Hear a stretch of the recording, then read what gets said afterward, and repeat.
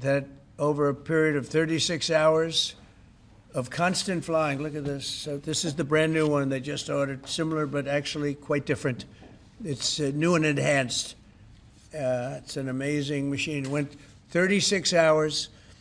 We had 52 tankers up in the air loading up our planes because this was surrounded by F-22s and F-35s, and it was flawless, Tim. Even you would say it was flawless. And every one of those bombs hit their target. And then we had Tomahawks shot in from a submarine 300 miles away, and they hit every single Tomahawk hit its target. It was amazing. And that was a big threat. That was a nuclear threat. And here's the new one that we just ordered, a large number of them. I'll put it up. Mr. President, what was the breakthrough today? Did Vladimir Putin make some kind of concession that he hasn't been willing to make before? I don't call it a breakthrough. I mean, we've been working on this a long time. There are thousands of young people dying, mostly soldiers, but also, missiles being hit into Kiev and other places. But in terms of soldiers, I think Russia's lost over 20,000 since the beginning of the year. 20,000. And I guess the estimate for Ukraine is about 9,000. It's a terrible situation. We want to get it stopped. We don't have American soldiers there, but I feel I have an obligation to get it stopped. This was not my war. This war would have never started, not even a chance. And it didn't start for 4 years. It went 4 years and it didn't start. But this is Biden's war. This was on his watch. And, it's funny, we had no land was taken from Trump. It was taken from Bush. It was taken from Biden. The whole thing they would take from Biden if it weren't for us.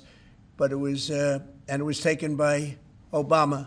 Take a look at what was taken with all of the land that was taken. Nothing was taken by Russia from us. Not 1 ounce of land was taken. I'm here to get the thing over with. It would have never started if I were president, and we're here to get it stopped and get the death stopped. Yeah, please.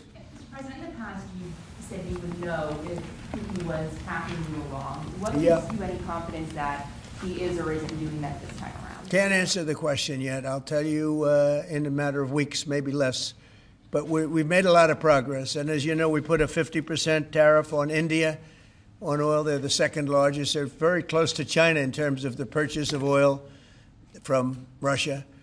But so I don't know if that had anything to do with it. But we've had very productive talks today. Yes, ma'am? President Trump, on federalizing D.C., are you considering taking over the D.C. police? Is that an option on the table? We're considering it, yeah, because the crime is ridiculous. I could show you a chart comparing D.C. to other locations, and you're not going to want to see what it looks like. It was just up on television, actually. They were showing it. Now, we want to have a great, safe capital, and we're going to have it. And that includes cleanliness and it includes other things. We have a capital that's very unsafe. We just almost lost a young man, beautiful, handsome guy that got the hell knocked out of him the night before last. And I'm going to call him now. We wanted to give him a little recovery time. We just put a call into him. They're calling back in a little while. But he went through a bad situation, to put it mildly, and there's too much of it. We're gonna do something about it. So whether you call it federalized or what, and that also includes the graffiti that you see, the papers all over the place, the roads that are in bad shape, the medians that are falling down, the median in between roads that's falling down. We're going to beautify the city. We're going to make it beautiful. And what a shame.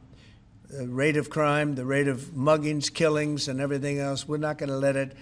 And that includes bringing in the National Guard, maybe very quickly, too. And do you want Congress to look at overturning the D.C. Home Rule Act?